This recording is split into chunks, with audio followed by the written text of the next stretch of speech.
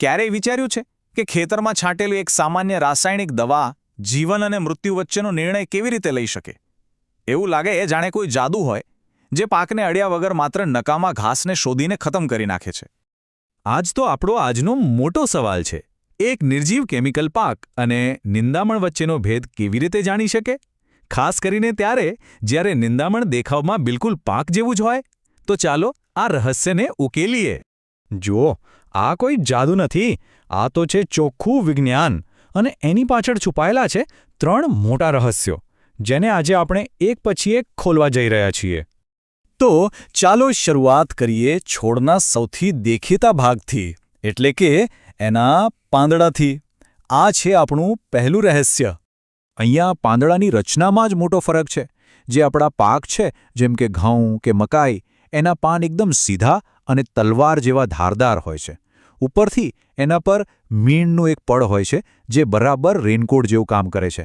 દવા છાંટો એટલે ટીપું એના પરથી સરકીને નીચે પડી જાય.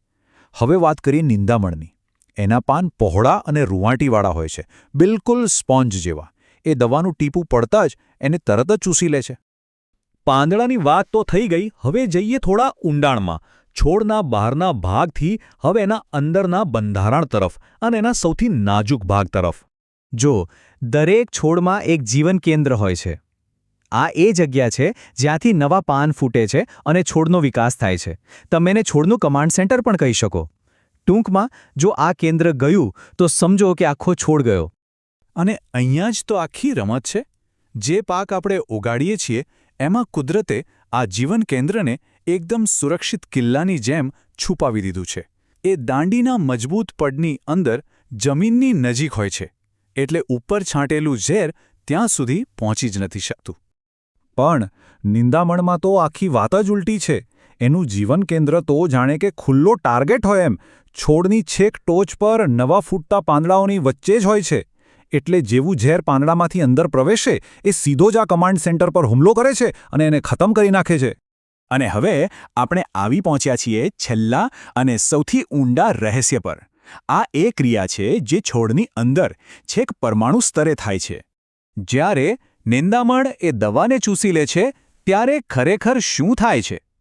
સમજો કે ઝેર એની નસોમાં પ્રવેશે છે અને સીધું જ એ જગ્યાએ પહોંચે છે જ્યાં છોડ પોતાના માટે પ્રોટીન બનાવે છે.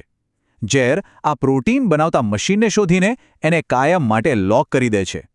પ્રોટીન વગર છોડ ખોરાક બનાવી શકતો નથી અને ધીમે ધીમે ભૂખમરાથી મરી જાય છે. તો પછી સવાલ એ થાય કે પાક સાથે આવું કેમ નથી થતું? અહીંયા જ આખી ગેમ બદલાઈ જાય છે.